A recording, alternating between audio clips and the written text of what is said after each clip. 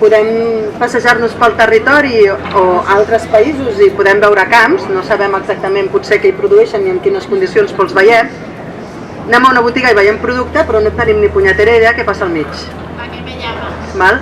No sabem com han arribat aquells productes, ni si tan sols aquells productes que nosaltres hem vist quan hem anat passejant i hem vist horts, o hem vist horta, o hem vist ramaderia, és el que després ens trobem a la botiga o al supermercat. Això tampoc ho sabem en bona part. Per tant, és la part de la comercialització, els canals de comercialització, els canals de distribució i una mica tota la logística que ho sustenta, és una part molt obscura realment i volgudament obscura.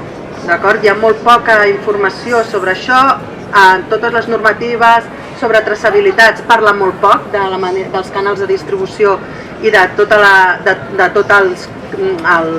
la petjada que va deixant aquell producte alimentari i a més, efectivament, és poder de tota la cadena és la part més especulativa, la que ha entrat de ple en el mercat i l'exemple més clar és que les grans indústries alimentàries de distribució i comercialització, que moltes també produeixen, perquè el que fan és comprar produccions, cotitzen a borsa.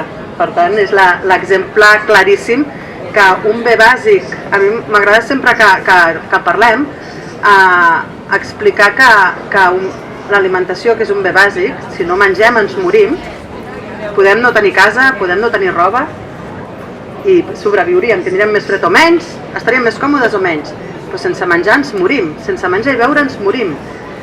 Doncs aquest bé tan bàsic per la nostra vida és un dels principals objectes d'especulació que hi ha avui en dia pel món capitalista.